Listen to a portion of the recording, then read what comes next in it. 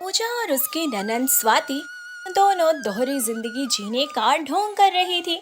असल बात ये थी कि दोनों दुनिया वालों के और परिवार वालों के सामने खुद को बहुत ही शरीफ और संस्कारी प्रस्तुत किया करती थी, जबकि ऐसा बिल्कुल भी नहीं था।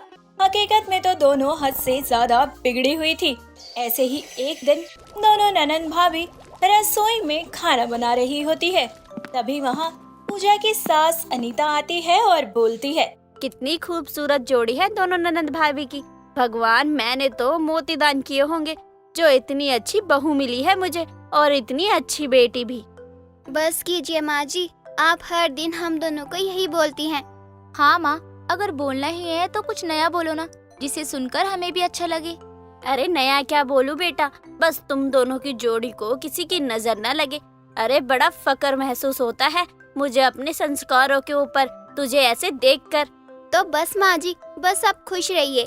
और जल्दी से जाकर टेबल पर बैठ जाइए, हम आपके लिए अभी खाना लेकर आ रहे हैं। इतना कहकर दोनों ननंद भाभी अनीता को रसोई से बाहर भेज देते हैं, जिसके बाद पूजा जल्दी से फ्रिज में रखी हुई कोल्ड ड्रिंक निकालती है, जिसमें कोल्ड ड्रिंक की जगह शराब भरी हुई थी। तभी पूजा कांच के 2 ग्लास लेकर शराब के बराबर बराबर पैग बनाते हुए बोलती है, लो स्वाति, जल्दी से 2-2 पैग अच्छे से मार लो, वरना खाना पचेगा नहीं हम दोनों का। सही कह रही हो भाभी, इसके बिना तो हमारी जिंदगी ही अधूरी है। अब आया ना मजा। चलो जल्दी से बाहर खाना लेकर चलते हैं। लेकिन उससे पहले थोड़ा थोड़ा सौंफ अपने मुंह में डाल लेते हैं, ताकि किसी को भी पता न चले कि हम दोनों ने पी रखी है।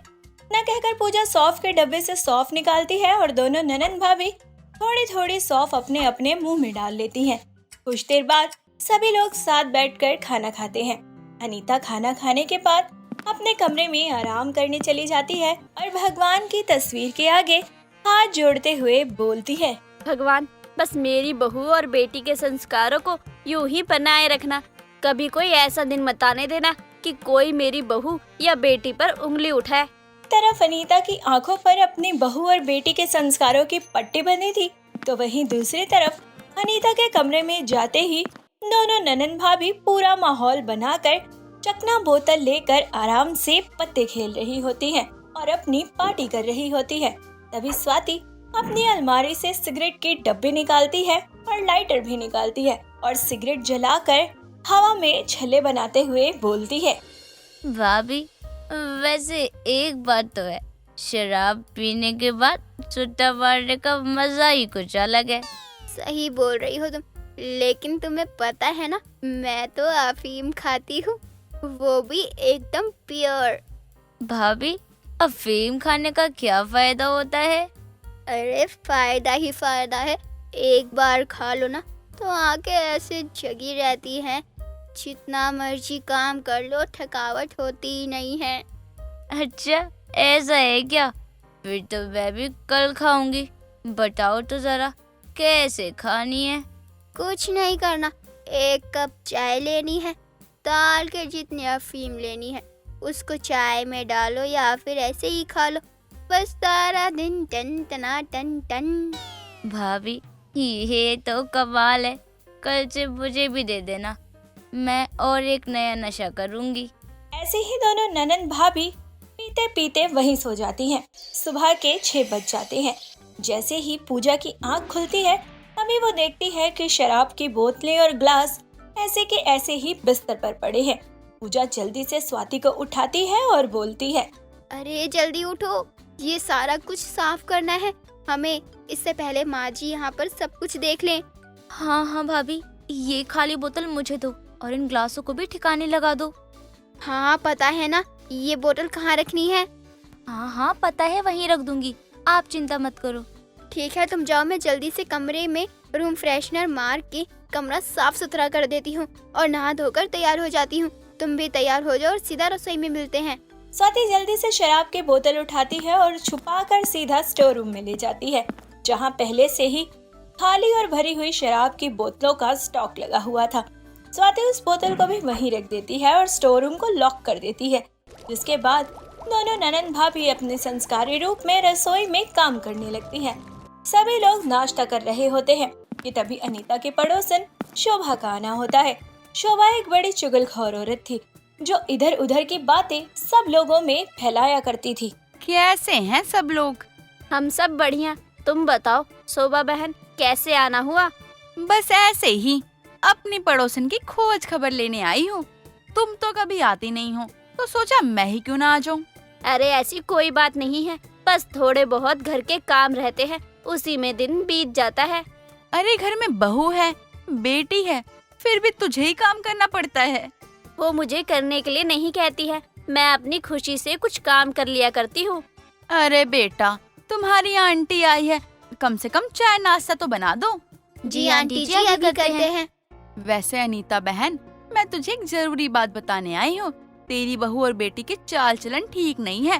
कल रात में मैं अपने छज्जे से देख रही थी, तेरी बेटी के कमरे से ना धुआं निकल रहा था। धुआं निकल रहा था? तेरे कहने का क्या मतलब है? अरे तेरी बहू और बेटी रात में सिगरेट पी रही थी, वो भी छुप छुप कर। शोभा की ये बात रसोई में खड़ी पूजा सुन लेती है और बाहर आकर बोलती है, अच्छा आंटी जी, तो फिर आप भी आ जाती तो सुट्टे मारने के लिए। ना बाबा ना, मैं धूम्रपान नहीं करती। करते तो हम भी नहीं हैं, लेकिन आप हम पर इल्जाम लगा रही हैं। माँ जी, बात तो ये है कि रात को मैं स्वाति के बालों को स्ट्रीम दे रही थी। उसके बाल बहुत ही ज्यादा सिल्की और शाइनी हो जाते हैं, लेकिन कुछ लोगों को वो धूम्रपान का धुआं लगा, तो इसमें हमारी क्या गलती है? मेरे ख्याल से तो आंटी जी, आपको अपने घर चले जाना चाहिए। आज के लिए इतनी बेइज्जती बहुत होगी। अपने सच को झूठा साबित करके और शोभा को बेइज्जत करके पूजा वहाँ से भगा देती है। लेकिन शोभा भी कहाँ कम थी, वो सीसीटीवी कैमरे की तरह दोनों ननद भाभी पर नजर रखती थी। लेकिन पूजा और स्वाति भी कहाँ कम थे, दोनों शोभा के हाथ एक सबूत तक नहीं आने देते। दिन गुजरते चले जाते हैं और हर दिन के साथ पूजा और स्वाति की बिगड़ेल हरकतें और भी ज्यादा विकराल रूप लेती जा रही थी। ऐसे ही एक दिन अनीता खुद से बोलती है, अरे पूजा और स्वाति दोनों ही बाजार चली गई। मुझे तो काम था बहू से, पता नहीं बहू ने मेरी वो पुरानी वाली चप्पल कहाँ रख दी है। मुझे लगता है शायद उसने वो चप्पल स्टोर रूम में रखी होगी। एक काम करती हूँ, स्टोर रूम में जाकर निकाल लेती हूँ। अनीता स्टोर की तरफ जाती है तो वहाँ पर ताला लगा हुआ होता है। अरे ये क्या, यहाँ पर तो ताला लगा हुआ है, पर स्टोर रूम में ताला लगाया किसने? स्टोर रूम में कौन सा खजाना है? अब इसकी चाबी किसके पास होगी? अरे हाँ, इस ताले की चाबी तो मेरे पास पहले से रखी हुई है, कमरे से लेकर आती हूँ अभी। अनीता अपने कमरे से चाबी लेकर आती है और स्टोर का ताला खोलती है और सामने का नजारा देखकर उसके पैरों तले की जमीन खिसक जाती है, क्योंकि वहाँ पर बोतलों का स्टॉक जो लगा हुआ था और काफी सारी और भी नशे की चीजें रखी हुई थी। हे भगवान, ये सब क्या है? ये मेरा घर है या कोई बियर बार है? आखिर इतनी सारी शराब और ये नशीले चीजें यहाँ पर कौन लेकर आया? स्टोर रूम देखने के बाद अनीता सीधा अपनी बहू के कमरे में जाती है, जहाँ उसे हुक्का जलाने का चिलम और अफीम भी मिल जाते हैं। जिसके बाद वो अपनी बेटी के कमरे में जाती है तो उसे वहाँ कुछ छुपाई हुई शराब की बोतलें और सिगरेट हाथ लग जाती है। इसका मतलब मेरी बहू और बेटी दोनों मिलकर मुझे अभी तक धोखा दे रही थी। ये नंद भाभी इतना ज्यादा बिगड़ी हुई है और मुझे पता तक नहीं चला। कुछ देर बाद पूजा और स्वाति दोनों घर आ जाते हैं। अनीता बड़े प्यार से हर रोज की तरह उनसे बात करती है। रात को भी सभी लोग खाना खाते हैं। अनीता अपने कमरे में जाती है और स्वाति और पूजा अपना प्रोग्राम शुरू कर देते हैं। स्वाति और पूजा दोनों ही एनिमल मूवी के सॉन्ग पर सिर पर ग्लास रखकर नाचते गाते हुए जमा जमा ले कद्दू जमा ले, जमा जमा ले जमा कद्दू जमा ले, जमा जमा ले कद्दू जमा ले, जमा ले कद्दू जमा ले। तभी वहाँ अनीता आ जाती है और उसे देख दोनों ननद भाभी का मुंह खुला का खुला रह जाता है। मैंने कुछ नहीं किया, ये स्वाति ने मुझे ये सब करने के लिए कहा था। नहीं नहीं माँ, भाभी झूठ बोल रही है। मैंने नहीं, भाभी ने ही मुझे बोला था ये सब करने के लिए। चुप करो बेशरम, दोनों की दोनों ही झूठ बोल रही हो। मैं तुम्हारी सारी असलियत जान चुकी हूँ। शर्म नहीं आई तुम दोनों को इतना बड़ा विश्वासघात करते हुए? मैं समझती थी कि मेरी बहू और बेटी में हर एक गुण है और वो बहुत ही संस्कारी है, लेकिन तुम दोनों ने तो इतनी बिगड़ी हुई हो। मुझे आज पता चला है, आज के बाद दोनों के दोनों मुझसे बात मत करना। अनीता चली जाती है। पूजा और स्वाति अनीता को मनाने की बहुत कोशिश करते हैं, लेकिन अनीता उनकी माफी को स्वीकार नहीं करती है। अनीता को नाराज देखकर पूजा और स्वाति को बहुत बुरा लगता है। धीरे धीरे दोनों अपनी बिगड़ी हुई आदतों को सुधारने का प्रयास करती है और आखिरकार दोनों वास्तव में संस्कारी ननंद भाभी बन जाती हैं और फिर कभी कोई बुरी आदत नहीं अपनाती है। काफी लंबे समय बाद अनीता भी अपनी बहू और बेटी को माफ कर देती है और फिर से उन्हें प्यार करने लगती है। नीता की शादी एक अनुज नाम के लड़के के साथ तय हो जाती है। शादी की तैयारियां चल रही होती हैं। तभी नीता की सहेली रानी उसके घर आती है और उसे फोन से सेल्फी लेते हुए देखकर बोलती है, अरे बस कर नीता, अब कितनी सेल्फी लेगी? अब तो तेरी शादी भी फिक्स हो गई है। शादी फिक्स होने से सेल्फी लेने का क्या कनेक्शन? मुझे सेल्फी लेना पसंद है, इसलिए मैं ले रही हूँ। कनेक्शन ये है कि तेरी शादी तय हो गई है, पड़ोसी की नहीं। इसीलिए तुझे खुद सेल्फी लेने की जरूरत नहीं है, बल्कि लोग तेरी सेल्फी लेंगे। तेरा फोटो शूट होगा जीजा जी के साथ। अरे हाँ, ये तो मैं भूल ही गई थी। तुझे पता है, मैं बचपन में सोचती थी कि जब भी मेरी शादी होगी तो उसमें मैं एक बहुत अच्छे कैमरे वाले को बुलाऊंगी जो मेरी ढेर सारी फोटो ले। अरे पागल, तुझे बुलवाने की क्या जरूरत है? लड़के वाले खुद कैमरामैन को लेकर आएंगे। उसके बाद तो जितनी मर्जी उतनी फोटोशूट करवा लियो। वैसे भी जैसे चाहे वैसे करवा सकती है, क्योंकि तेरी शादी होगी और शादी में कोई तुझे मना भी नहीं करेगा। किसी के मना करने पर भी मैं मानने वाली नहीं हूँ, क्योंकि शादी कोई रोज रोज थोड़ी होती है। फोटोशूट करवाने का एक अलग ही मजा आता है, क्योंकि बाद में शादी दोबारा नहीं होती। लेकिन उस पिक्चर और फोटोशूट को देखकर शादी के टाइम को दोबारा से याद कर सकते हैं। ये तूने बिल्कुल सही कहा। तुझे शादी और शादी के फोटोशूट को लेकर इतना खुश देखकर मैं तो बस उस पल का इंतजार कर रही हूँ। अरे वो सब तो तू तब देखेगी ना, जब शादी की तैयारी पूरी हो जाएगी। आते ही तूने मुझे बातों में लगा लिया। जिस काम के लिए मैंने तुझे बुलाया था मैं तो भूल ही गई। कोई बात नहीं, मैं वापस अपने घर जाती हूँ। जब तुझे याद आ जाएगा कि मुझे किस काम के लिए याद कर रही थी तो मुझे फोन कर दियो, मैं तब वापस आ जाऊंगी। नहीं, अब जब तू आ ही गई है तो अब तू मेरे साथ मार्केट चलेगी। मुझे कुछ साड़ियाँ और मेकअप का सामान लेना है। रानी को मार्केट जाना या शॉपिंग करना बिल्कुल भी पसंद नहीं था, लेकिन नीता की शादी के चलते वो नीता को मना नहीं कर पाती और उसके साथ मार्केट के लिए निकल जाती है। मार्केट में जाकर नीता अपनी शादी की जम के शॉपिंग करती है और अपना फोटो शूट करवाने के लिए अलग अलग तरह की ड्रेस लेती है। कुछ देर बाद दोनों घर वापस आ जाते हैं। इसके बाद नीता अपने होने वाले पति अनुज को वीडियो कॉल करती है और अपने शॉपिंग के सारे सामान को दिखाते हुए बोलती है, देखिए ना अनुज, मैंने कितनी सारी शॉपिंग करी है। मैं अपनी शादी के लिए बहुत एक्साइटेड हूँ। एक्साइटेड तो मैं भी हूँ शादी के लिए, और लगभग सारी शॉपिंग तो मैं कर चुका हूँ। अनुज, आपसे एक बात पूछूं? आपको बुरा तो नहीं लगेगा? नहीं नीता, पूछो, तुम्हें क्या पूछना है? भला मैं तुम्हारी बात का बुरा क्यों मानूंगा? अनुज, हमारी शादी में जो फोटोग्राफर आएगा वो कहाँ से आएगा? लेकिन ये बात तुम मुझसे पूछ क्यों रही हो? तुम्हें मुझ पे भरोसा नहीं है क्या? अरे मैं कैमरामैन लेकर आऊंगा, वो भी बहुत अच्छा वाला। नहीं, ऐसी बात नहीं है। मैंने तो बस इसलिए पूछा क्योंकि मुझे बचपन से ही फोटोशूट का बहुत शौक है और मैं नहीं चाहती कि किसी भी वजह से मेरा फोटोशूट खराब हो। और मेरे ख्याल से ये बात आप भी नहीं चाहेंगे कि आपके घर की बहू का फोटोशूट खराब हो, वरना आपकी ही तो बेइज्जती होगी ना। तुम्हें मेरी तरफ से किसी भी चीज की चिंता करने की जरूरत नहीं है। सारा इंतजाम हो जाएगा, वो भी बेस्ट वाला। तुम बस शादी पे ध्यान दो। थैंक यू अनुज, आपकी ये बात सुनकर मुझे काफी तसल्ली हो गई। चलिए अनुज, मैं फोन रखती हूँ, आपको बाद में कॉल करती हूँ, अभी मुझे काम है। शादी की तैयारियां करते करते समय कब निकल जाता है किसी को पता ही नहीं चलता और शादी का दिन भी आ जाता है। नीता दुल्हन के जोड़े में तैयार होकर अनुज का इंतजार कर रही होती है। कुछ देर बाद अनुज बैंड बाजे के साथ बारात लेकर नीता के घर पहुँचता है। शादी होना शुरू हो जाती है, लेकिन जल्दबाजी में नीता की तरफ से मेहमानों के बैठने की व्यवस्था ठीक से नहीं हो पाती। अपने बारातियों को खड़ा देखकर नीता की दादी सास नीता के पिता जगदीश से बोलती है, समझी जी, आपने ये क्या व्यवस्था कराई है?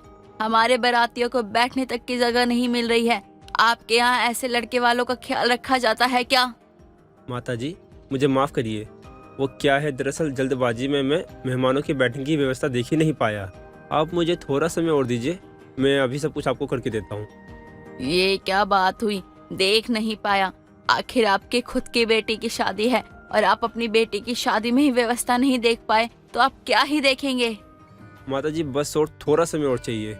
मैं मानता हूँ कि ये मेरी ही गलती है, लेकिन मैं अपनी गलती सुधारने की पूरी कोशिश कर रहा हूँ। आप भी समझने की कोशिश कीजिए, मैं अकेला हूँ, मैं अकेला ही कहाँ कहाँ देखूंगा। जगदीश जल्दी से जाकर शादी में काम कर रहे कुछ लोगों से कहकर बारातियों के बैठने की व्यवस्था को ठीक करवाता है, जिसके बाद ममता का गुस्सा थोड़ा शांत हो जाता है। जैसे तैसे करके शादी संपन्न हो जाती है। शादी के बाद फोटोग्राफर दूल्हा और दुल्हन के फोटो शूट के लिए लेकर जाता है और उनका फोटो शूट करने लगता है। तभी अचानक से ममता वहाँ पहुँच जाती है, जहाँ नीता को बिना घूंघट लिए एक दूसरे के साथ फोटो खिंचवाते हुए देखकर भड़क जाती है। तुम दोनों के अंदर कोई लाज शर्म है कि नहीं? सब कुछ होकर पी गए हो क्या तुम दोनों? दादी क्या हुआ आपको? आप इतना गुस्सा क्यों कर रही हो? तूने मुझसे पूछा कि मैं गुस्सा क्यों कर रही हूँ? 4 लोगों के बीच में एक पराये आदमी के सामने अपनी घर की नई नवेली बहू का फोटोशूट करवा रहा है। मैं गुस्सा नहीं करूँ तो और क्या करूँ? अरे दादी, आप आज के जमाने में ऐसी बात कर रही हो? अरे आज के जमाने में दादी फोटोशूट किया जाता है, अरे ताकि बाद में हम देखें ना फोटो तो हमें याद आए कि हम शादी में कैसे थे और अब कैसे हो गए हैं। और तो और हम अपने बच्चों को दिखा पाएंगे, देखो हमारी शादी की यादें। दादी ये यादों के लिए रखा जाता है। बेटा मैंने ये बाल कोई धूप में सफेद नहीं करे हैं। हमारे घर का ये रिवाज नहीं है कि नई नवेली दुल्हन शादी के तुरंत बाद ही घूंघट हटा दे और सबके सामने फोटो खिंचवाने लगे। दादी आप ये कैसी बातें कर रही हैं? यहाँ पर फोटोग्राफर और मेरे सिवा कौन ही है? आपकी नई नवेली बहू को कौन देखेगा? फोटोग्राफर क्या तेरा रिश्तेदार लग रहा है जो तू उसके सामने हमारे घर की नई नवेली बहू की फोटो शूट करवा रहा है? दादी जब फोटोग्राफर है तो वो फोटो खींचेगा ना, मैं थोड़ी खींचूंगा। सबसे जरूरी थी शादी, शादी जो हो चुकी है और जितनी फोटो खींचनी थी शादी में खींच चुकी है। अब बाद में फोटोशूट करवाने का क्या ही मतलब बनता है, इसलिए मैंने तेरी नई नवेली बहू को फोटोशूट के लिए मना किया है। ममता इतना कहकर नीता का हाथ पकड़कर कमरे से बाहर ले जाने लगती है। तब नीता अपना हाथ छुड़ाते हुए बोलती है, दादी जी मैं कहीं नहीं जाऊंगी, मुझे फोटो शूट करवाना है। आप बहुत ही पुराने जमाने की बात कर रही हो। आज के जमाने में हर शादी में फोटो शूट होता है दूल्हा दुल्हन का, इसलिए मुझे भी करवाना है। चल ठीक है, मान लिया। तुम लोगों के जमाने में यही होता है कि नई नवेली का फोटोशूट करवाने का नाटक, लेकिन मेरे घर में ये नाटक नहीं चलेगा। जब तक मैं जिंदा हूँ ऐसा कुछ नहीं होगा। मेरी शादी में जो फोटो ली गई थी वो तो घूंघट में ही ली थी ना, और यही सबूत काफी है शादी होने के लिए। नहीं दादी जी ऐसा मत करिए, मुझे फोटो शूट करवाना है। ठीक है, फिर अगर तुझे फोटोशूट करवाना है तो तू एक काम कर, अपने मायके में ही बैठ जा, जितना मर्जी उतना फोटोशूट करवा लियो। जब लोग तुझे पहले ही देख लेंगे तो फिर घूंघट में तेरी शादी करवाने का क्या ही मतलब बनता है बच्चा। फिर घर पहुंचकर मैं ससुराल में तेरी क्या ही मुंह दिखाई करवाऊंगी। दादी जी ऐसा मत बोलिए, मेरे पिताजी को मेरी शादी की बहुत चिंता थी। अब अगर शादी होने के बाद भी आप मुझे लेकर नहीं जाएंगी तो उन्हें बहुत बुरा लगेगा। तो ठीक है, अभी या तो तू अपने पिता की इज्जत रख ले या अपनी फोटोशूट करवाने की इच्छा, फैसला तेरा है। हम बाहर ही तेरा इंतजार करेंगे। ममता इतना कहकर अनुज को लेकर कमरे से बाहर चली जाती है। बहुत सोचने समझने के बाद नीता भी कमरे से बाहर आ जाती है और चुपचाप से अपने ससुराल चली जाती है। और इस तरह से अपनी दादी की पुरानी सोच के कारण नीता का फोटोशूट करवाने का सपना सपना ही रह जाता है। कल्पना अपनी दोनों बहुएं शिवांगी और जूही से काफी ज्यादा परेशान थी। दोनों बहुएं ही कामचोर थी, जो कि घर के किसी भी काम को हाथ तक नहीं लगाती थी, और इस वजह से घर के सारे काम कल्पना को अकेले ही करने पड़ते थे। ऐसे ही एक बार कल्पना खाना बना रही होती है, तभी उसकी पड़ोसन विमला आती है और उससे बोलती है, अरे कल्पना कहाँ है तू? अरे मैं यहाँ रसोई में हूँ, आजा। कल्पना की आवाज सुनकर वहाँ विमला आ जाती है और कल्पना को रोटियां बनाते हुए देखकर जोर जोर से हंसने लगती है। अरे कल्पना तेरे तो बड़े बुरे हाल हो रखे हैं, घर में 2-2 बहुएं होते हुए भी तू यहाँ रोटी बना रही है। अरे तेरी बहुएं कहाँ हैं? अरे बहुओं का सुख मेरे नसीब में कहाँ है। मेरी बहुएं तो जैसे बस ये ठान के ही आई हैं कि कैसे कुछ भी करके बस अपनी सास का जीना हराम कर दे वो। हाँ तो तू भी क्यों भूल जा रही है कि तू अपनी बहुओं की सास है? तू क्यों भला अपनी बहुओं से दबकर रह रही है? तू भी तो उन्हें एक बार में ही सीधा कर सकती है ना। बात ऐसी नहीं है, मैं तो एक बार में अपनी बहू को सीधा कर ही सकती हूँ, लेकिन मैं बस अपने घर में शांति चाहती हूँ और इसलिए चुप हूँ, वरना तो सच में मैं बहू से इतनी परेशान हो गई हूँ कि क्या ही बताऊँ अब तुझे।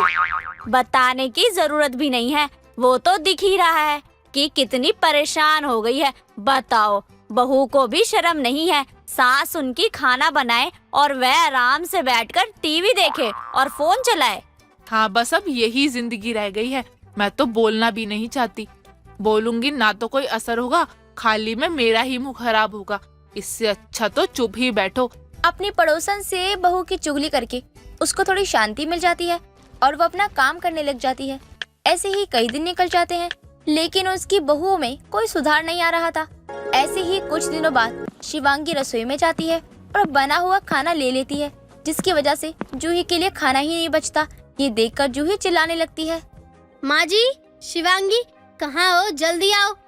जूही की आवाज सुनकर वहाँ शिवांगी और कल्पना दोनों आ जाते हैं और शिवांगी कहती है, क्या हुआ दीदी, क्यों चिल्ला रही है सुबह सुबह इतना? चिल्लाने में मजा आता है क्या? दिमाग नहीं है आपके अंदर? मेरा तो दिमाग खराब कर दिया आप लोगों ने। दिमाग तो तुम्हारी वजह से मेरा खराब हुआ है। मेरे लिए खाना नहीं बचा, और ऐसा तो हो नहीं सकता कि माँ जी ने मेरे लिए खाना नहीं बनाया हो। खाना माँ जी ने बनाया होगा और खाना तुम खा गई होगी मेरे हिस्से का भी। बहू, मैंने तो यहीं पर रखा था और फिर मैं अपना बाकी काम करने चली गई थी। मुझे नहीं पता कि कहाँ चला गया खाना। माँ जी, मैं तो आपकी छोटी बहू को इसीलिए भी बुला रही हूँ ताकि आपके सामने आपको पता चले कि आपकी लाडली छोटी बहू चोरी कर रही है। अरे शर्म नाम की चीज भी है या नहीं शिवांगी? चुपचाप से मेरा खाना दे दो, मुझे बहुत जोर से भूख लग रही है। तुम्हारी इस टुच्ची सी हरकत से मैं भूखी नहीं रहने वाली हूँ। शांति से दे दो अब।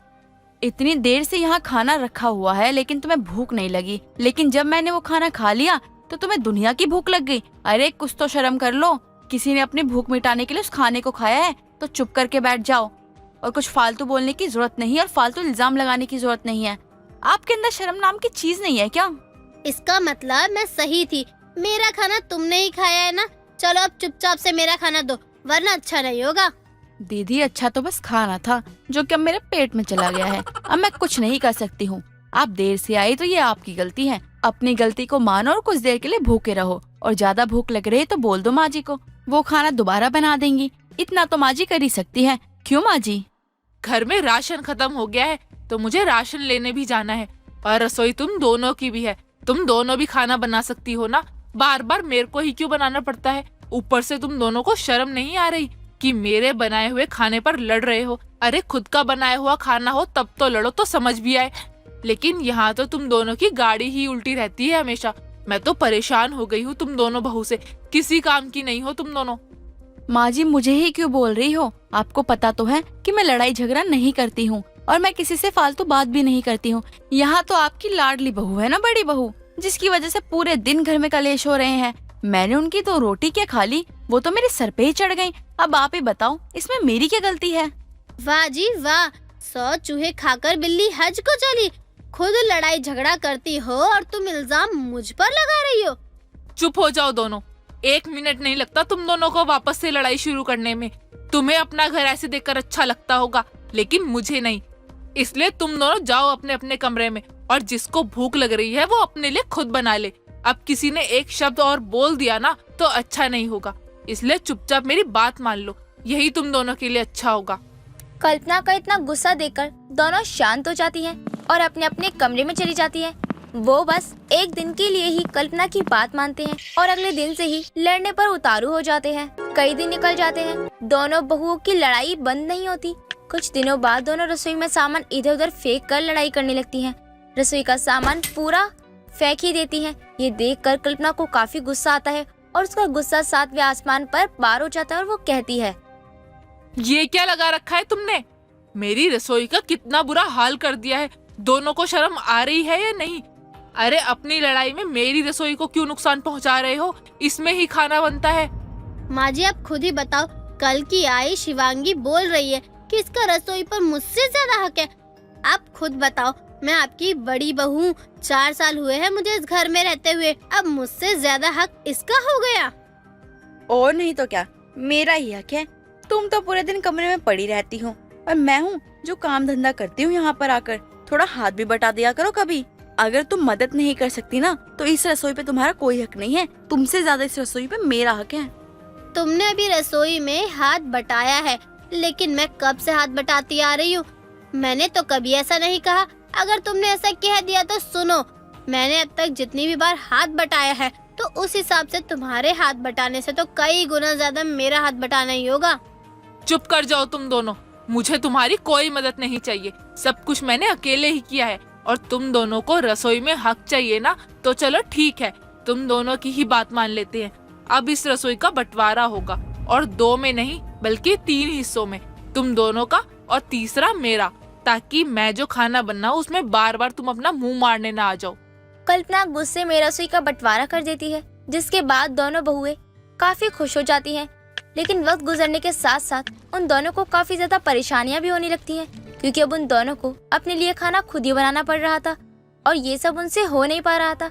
ऐसे ही कई दिन निकल जाते हैं। उन दोनों की परेशानियां काफी बढ़ जाती हैं।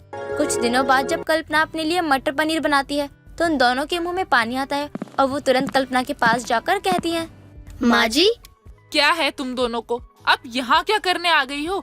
देखो, कोई काम होगा तो मुझे मत बोलना। बंटवारा मैं पहले ही कर चुकी हूँ, तो मैं कोई काम नहीं करने वाली तुम्हारा। माँ जी, थोड़ी मटर पनीर हमें भी दे दो, बहुत भूख लग रही है। क्यों बहू, अब क्या हो गया? पहले तो तुम दोनों को रसोई में हक चाहिए था, अपना हिस्सा चाहिए था। अब मिल गया, जो मन करे वो बना लो, कोई रोक टोक थोड़ी ना है। नहीं माँ जी, हमें अपनी गलती का एहसास हो गया है। हम इतने दिनों से गलत कर रहे थे, लेकिन जब से ये रसोई का बंटवारा हुआ है तब से हमें समझ आया है कि हम सब करते थे, लेकिन हमें पता नहीं चला। लेकिन मैं आपसे वादा करती हूँ, अगर रसोई फिर से एक हो जाती है तो मैं आपकी पूरी मदद करूँगी। और मैं भी। रसोई के बंटवारे के साथ ही दोनों बहुओं की अक्ल भी ठिकाने पर आ जाती है और कल्पना रसोई को फिर से एक कर देती है, जिसके बाद उसकी दोनों बहुएं खुद खाना बनाती थी और कल्पना को भी हाथ नहीं लगाना पड़ता था। माला बड़े ही धूमधाम से अपने इकलौते बेटे पंकज की शादी एक रजनी नाम की लड़की से करवाकर उसे अपने घर लेकर आती है। रजनी के घर में आने से माला बहुत खुश थी। अगले दिन माला हॉल में बैठी चाय पी रही होती है, तभी रजनी तैयार होकर उसके पास आती है और उसके पैर छूती है। माला उसे आशीर्वाद देते हुए बोलती है, सदा सुहागन रहो मेरी बहू। तेरे इस घर में आते ही मानो घर में रौनक सी आ गई हो। माँ जी, आप जैसी सास पाकर मैं बहुत खुश हूँ। आप तो बिल्कुल मुझे मेरी माँ की तरह प्यार करती हैं। मेरे जीवन में माँ की कमी जो भी थी वो आपने पूरी कर दी। मैं भी बहुत दुखी थी कि मेरी कोई लड़की नहीं है, इसलिए मैंने अपने बेटे पंकज की शादी जल्दी से करवा दी, ताकि बहू के रूप में मुझे बेटी मिल जाए और मेरा वो सपना सच हो जाए। तुझे पाने के बाद अब मैं क्या ही मांगू भगवान से। अब तो बस मैं 4 धाम की यात्रा करूँगी। माँ जी, मैं भी अपनी तरफ से पूरी कोशिश करूँगी। आपको शिकायत का कोई मौका नहीं मिलेगा। अपनी बहू की बातें सुनकर माला तो बहुत खुश हो जाती है और अपनी तिजोरी की सारी चाबियां अपनी कमर से निकालकर अपनी बहू के हाथों में रख देती है। ले बहू, ये तिजोरी की चाबियां हैं। आज से इनको तू ही संभाल और अब इस घर की सारी जिम्मेदारियां तुझे ही संभालनी है। इस घर को कैसे चलाना है और कैसे नहीं, अब वो सब तू ही जाने। लेकिन माँ जी, मैं अभी से घर की सारी जिम्मेदारियाँ कैसे निभा सकती हूँ? मुझे तो अभी इस घर के बारे में कुछ पता ही नहीं है। कोई बात नहीं बहू, मैं हूँ ना, मैं तुझे बताती रहूंगी। मैं कहीं थोड़ी ना जा रही हूँ, लेकिन घर की बहू होने के नाते अब इस चाबियों पर तेरा हक है, तो इन्हें तू ही संभाल। माला के कहने पर रजनी चाबियों को अपने पास रख लेती है। दिन यूं ही बीतते हैं और कुछ दिन बाद माला रजनी से बोलती है, बहू, मैंने अपने घर के पंडित से बात कर ली है। पंडित जी ने तेरी पहली रसोई के लिए कल का मुहूर्त निकाला है, तो तू कल समय से उठकर रसोई में कुछ मीठा बना लियो सबके लिए। हे भगवान, अब मैं माँ जी को कैसे बताऊं? मुझे तो कुछ बनाना ही नहीं आता है। यहाँ तो मैं पहले टेस्ट में फेल हो गई। बहू, मैंने तुझे कुछ कहा है, तुझे सुनाई दिया या नहीं? जी माँ जी, मैंने आपकी सारी बातें सुन ली। कल से मैं समय पर रसोई में आकर सारा खाना बना दूंगी और कुछ मीठा भी। रजनी इतना कहकर अपने कमरे में चली जाती है और कल अपनी पहली रसोई के बारे में सोच कर काफी परेशान होने लगती है। सोचते ही सोचते उसे काफी रात हो जाती है। तभी अचानक से उसे बहुत जोरों से भूख लगती है और वो अपने पति पंकज को जगाते हुए बोलती है, पंकज जी उठिए ना, मुझे बहुत जोर से भूख लगी है, मेरे लिए कुछ बना दीजिए ना। देखो रजनी, तुम्हारे ड्रामा ना रोज का हो गया है। रोज रात को तुम मुझे परेशान करती हो। अगर तुम्हें भूख लगती है ना, तो रात का खाना ना निकाल के रूम के अंदर रख लिया करो और जब मन करे ना तो खा लिया करना, लेकिन प्लीज मेरी नींद खराब मत किया करो। आप तो जानते हैं ना, जो मैं एक बार खाना खा लेती हूँ मेरा दोबारा खाने का मन नहीं करता है। प्लीज आप मेरे लिए मैगी बना दीजिए। हाँ, मेरा मैगी खाने का मन कर रहा है। अरे तुम समझ क्यों नहीं रही हो यार? अगर माँ ने मुझे रसोई में ना काम करते हुए देख लिया तो बहुत सवाल करेंगी, क्योंकि उनको पता है कि मैं रात को जब सोता हूँ ना तो सीधा सुबह ही उठता हूँ, उससे पहले मैं उठ ही नहीं सकता। हाँ तो क्या हुआ, बोल देना कि रजनी को भूख लगी है, उसी के लिए बनाने आया हूँ। अब आपसे ये भी नहीं होगा क्या? और अब मुझे घर में टाइम देखकर खाना खाना पड़ेगा? नहीं, ऐसा नहीं है, लेकिन माँ को जब मैं बोलूंगा कि मैं खाना तुम्हारे लिए बना रहा हूँ तो माँ मुझसे कहेंगी कि बहू को बोलना वो खुद बना ले, वो खुद क्यों नहीं बना रही है। तो मुझे मजबूरी में आके ना सच बताना पड़ेगा कि तुम जो उनकी अच्छी बहू का टैग लेके घूम रही हो ना, तुम किसी काम की हो ही नहीं, सिर्फ नाम की बहू हो। अरे हाँ, पर ये तो मैंने सोचा ही नहीं। लेकिन मुझे सच में बहुत जोर से भूख लगी है, मैं बिना कुछ खाए कैसे रह सकती हूँ? एक काम करो, पानी लेने के बहाने ना नीचे जाओ और रसोई में जाना, फ्रिज खोलना और सैंडविच मिलेगा तुम्हें वहाँ पर, तो उसे गर्म करके खा लेना। मैं लाया था लेकिन देना भूल गया था तो फ्रिज में रख दिया था, इसीलिए उसे गर्म करके खा लेना। लेकिन प्लीज यार, आप मुझे डिस्टर्ब मत करना, मैं तुमसे परेशान हो चुका हूँ। पंकज की बात सुनकर रजनी देर रात दबे पांव रसोई में जाती है और सैंडविच निकाल कर खा लेती है। तब उसकी जान में जान आती है। अंधेरे में और दबे पांव वापस जा रही होती है कि तभी डाइनिंग टेबल से टकरा जाती है और गिर जाती है, जिस वजह से उसके हाथों में बहुत चोट लग जाती है और वो जोरों से चिल्लाने लगती है। पंकज जी कहाँ हैं आप? जल्दी आइए ना, मुझे जोर से चोट लग गई। बहू, इतनी देर रात तो रसोई में क्या कर रही है? माँ जी, मुझे यहाँ चोट लगी हुई है, आप मुझसे सवाल जवाब कर रही हैं। पहले मुझे उठाइए तो सही। अरे हाँ, मैं तो भूल ही गई थी, रुक अभी उठाती हूँ। पंकज, तू खड़े होकर मुंह क्या देख रहा है मेरा? बहू को उठाने में मेरी मदद कर। बहू, अब तो तू ठीक है ना? अब तो तुझे कोई परेशानी नहीं हो रही होगी। माँ जी, मेरा सीधा हाथ बिल्कुल नहीं उठ रहा है, मुझे बहुत दर्द हो रहा है। लगता है मेरे सीधे हाथ में चोट लग गई है। लेकिन तू यहाँ करने क्या आई थी, पहले ये तो बता। माँ जी, इंसान रसोई में क्या करने आता है? पानी लेने गई थी और लाइट नहीं थी और अंधेरे में टकरा कर गिर गई। अब जब गलती करेगी तो सजा तो भुगतनी पड़ेगी ना। लाइट जला लेती, तब पानी लेती, बिना बात के चोट लगवा ली। अब कल तू पहले रसोई की रस्म कैसे करेगी? अब मुझे पंडित जी से फिर से बात करनी होगी कोई दूसरे मुहूर्त के लिए। पंकज, तू बहू को कमरे में ले जा और उसके हाथ में मालिश कर दे। जी माँ, अभी लेकर जाता हूँ। रजनी, तुम चल लोगी ना या उठा के ले जाऊँ? मैं खुद चल लूंगी, आपको उठाने की जरूरत नहीं है। मेरे हाथों में चोट लगी है, पैरों में नहीं। चोट लगने की वजह से रजनी अपनी पहली रसोई से बच जाती है, जिसके कारण माला को ये पता नहीं चलता कि रजनी को कुछ खाना बनाना ही नहीं आता। लेकिन इस बीच पंकज को ऑफिस के किसी काम से कहीं बाहर जाना पड़ता है और रजनी को अकेले सोने से डर लगता है, जिस वजह से वो माला के साथ उसके कमरे में सोया करती थी। अपनी आदत के अनुसार एक दिन देर रात रजनी को बहुत जोरों से भूख लगती है और वो अपनी सास को जगाती है। माँ जी उठिए ना, मुझे बहुत तेज भूख लगी है, मेरे लिए कुछ खाने को ले आइए। क्या हुआ बहू, तूने रात में ठीक से खाना नहीं खाया था क्या, जो फिर से भूख लग गई? माँ जी, मैं कितना भी खा लूं, लेकिन मेरी आदत है कि मुझे रात में भूख लगी जाती है। कोई बात नहीं बहू, एक काम कर, अलमारी में देख बिस्किट वगैरह रखा होगा, कुछ लेकर खा ले। कल से मैं खाना एक्स्ट्रा बना दिया करूँगी, तुझे जब भी भूख लगा करेगी तो खुद निकाल कर खा लिया करियो। नहीं माँ जी, रखा हुआ खाना मैं नहीं खाती, मुझे उस टाइम जो मन करता है मैं वही बना के खाती हूँ। और मुझे इस टाइम दाल चावल खाने का मन कर रहा है, क्योंकि आज आपने वो नहीं बनाए थे ना। बहुत देर रात मुझे क्यों सता रही है? सुबह मैं तेरे लिए दाल चावल बना दूंगी, अभी तू बिस्कुट लेकर खा ले और मुझे सोने दे, मुझे सुबह बहुत काम है। नहीं माँ जी, मुझे तो अभी खाना है। रजनी के बार बार कहने पर माला उठकर रसोई में जाती है और उसके लिए दाल चावल बनाकर लेकर आती है। रजनी तो खा पी कर सो जाती है, लेकिन माला को नींद नहीं आती। दिन बीतते हैं और रजनी रोज रात में अपनी भूख लगने की आदत के चलते अपनी सास को सताने लगती है। माला उसकी आदत से काफी परेशान हो जाती है। तभी एक दिन देर रात माला के पास पंकज का फोन आता है। हेलो माँ, आप सो तो नहीं रही थी ना? आपकी नींद खराब तो नहीं हुई? वो मैंने सोचा ना कि मैं आपसे बात करूँ, मुझे आपकी बहुत याद आ रही थी आज, और ऑफिस भी जल्दबाजी में चला जाता हूँ और काम के चक्कर में समय मिल नहीं पाता कि मैं आपसे बात कर पाऊँ। और रात को ना अभी मुझे समय मिला तो सोचा एक बार आपसे बात कर लेता हूँ माँ, ताकि मुझे अच्छा लगे। माँ ठीक हो ना आप? आपकी बहू ध्यान तो रख रही है ना आपका?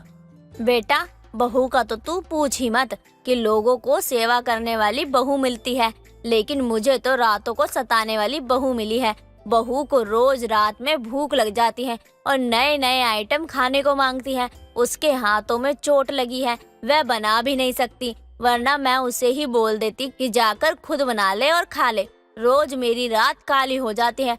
अभी भी मैं उसी के लिए खाना बना रही हूँ। अपनी माँ की दुख भरी आवाज सुनकर पंकज को बहुत बुरा लगता है और वो चुपचाप फोन रख देता है। वहीं दूसरी तरफ कुछ दिनों बाद माला भी अपनी रातों को सताने वाली बहू से परेशान होकर उसे छोड़कर अपने मायके चली जाती है।